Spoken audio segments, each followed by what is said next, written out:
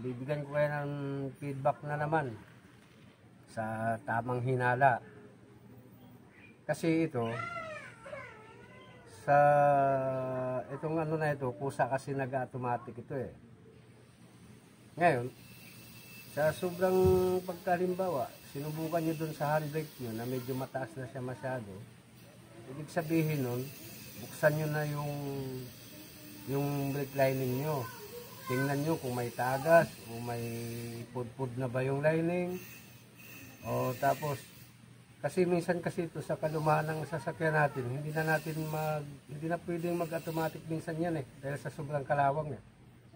Kaya dapat yung gawin, buksan nyo, tapos tingnan nyo kung may tagas.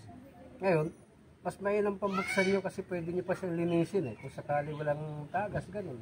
Linisin nyo kasi itong alikabok na ito minsan, ito yung nagpapakalawang sa pag-automatic niya. Pati itong mga brake drum natin, doon nagkakatama yan dahil sa mga alikabok. Kaya kailangan, paminsan-minsan, buksan nyo, tapos linisin nyo para maalis yung alikabok. O, yun lang mga guys. Nasabi natin nag-automatic. Ito yun.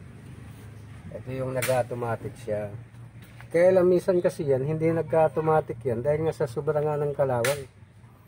Kaya kailangan buksan nyo para makita nyo kung may kalawang o alikabok.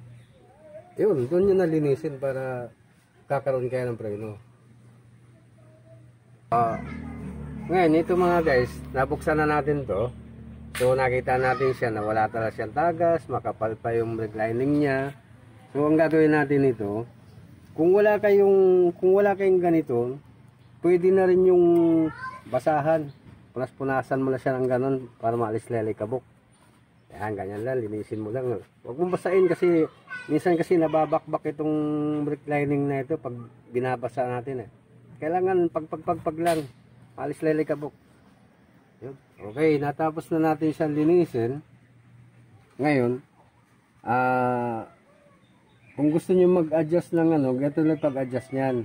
Itulak niyo lang tong ano na ito, yan. Ganyan.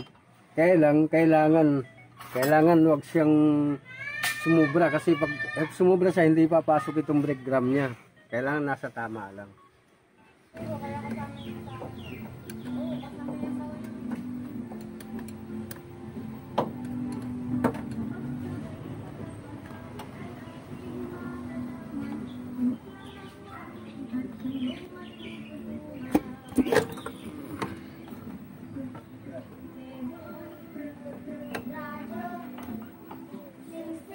Kailangan mo nayaran. Hindi naman nagpapaano sa akin. Yung pinapatulong lang nila sa akin, yung hindi ko lang inuman. Lagi narinig mo yung andar niya dahil walang kundi, maganda naman ano. Alam ko kasi Kaya mas maganda na yung iba yung ano kaya. Rocker.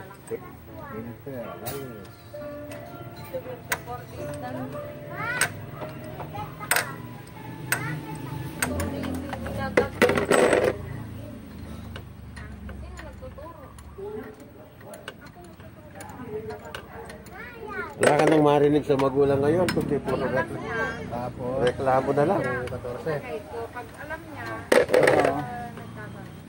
tapos pagod na yun. Pero ka, wala, parehas lang.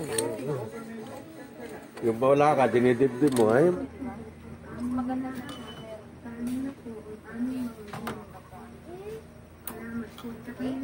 Ay, gusto mo, basahin ko na lang kaya. Tingnan natin yung cylinder head niyan.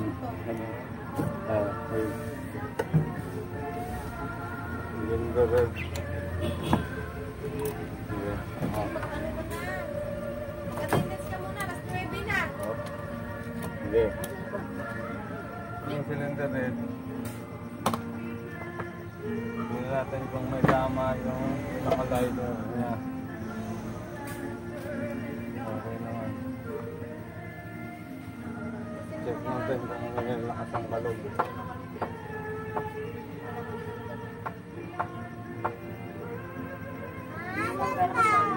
Neutral.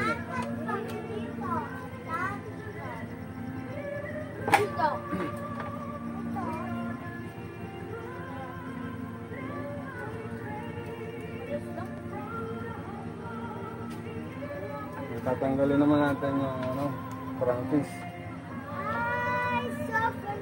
Crankcase naman, iangat mo.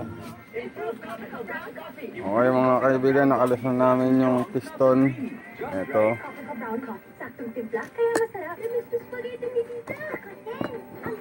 Ayan.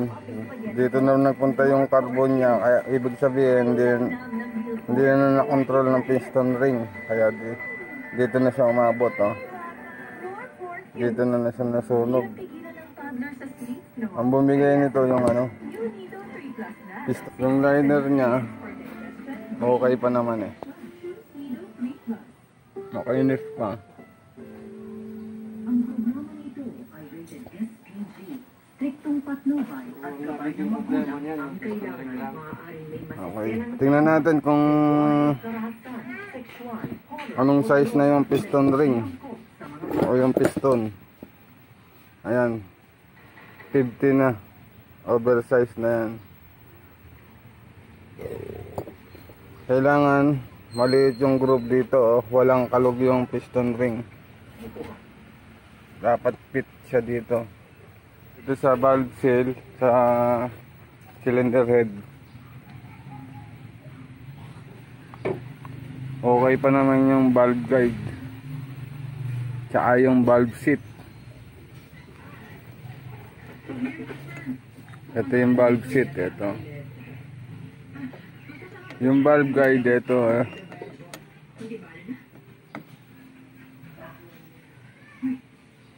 Wala pa naman kalog. Ito nasunog yung pinakalangis niya. Oh.